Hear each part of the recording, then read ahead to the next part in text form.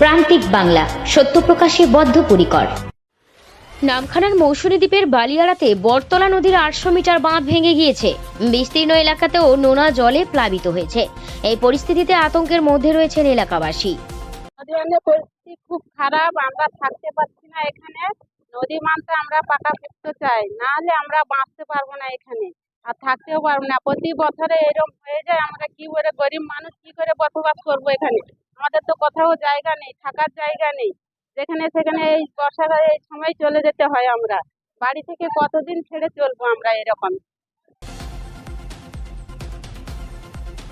নামখানা পঞ্চায়েত সমিতির বিদ্যুৎ কর্মাধ্যক্ষ প্রভঞ্জন মণ্ডল বলেন, ভাঙা নদী বাঁধের কাজ অবিলম্বে শুরু করা হবে। সেচ দপ্তরকে বিষয়টি জানানো হয়েছে। বিষয়টা হচ্ছে আমরা ডিপার্টমেন্টের সঙ্গে কথা বলে কাজটা আমাদের দীর্ঘদিন থেকে চলছে, কিন্তু বর্তমানে যে প্রাকৃতিক ইয়েটা চলছে, নদীর জলটা তো অত্যন্ত বেশি করে বেড়েছে।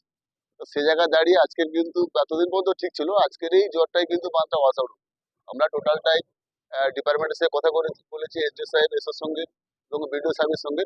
যত চটজলদি হবে এই বাঁধটাকে আবার পাকাপোক্তভাবে করা যায়, মজবুত করা যায়, তার জন্য কিন্তু আমরা ব্যবস্থা চালিয়ে যাচ্ছি। আমি নিজেই ফিল্ডে আছি, আমরা স্পন্দনে দেখছি যে বাঁধটা কিভাবে ভেঙেছে।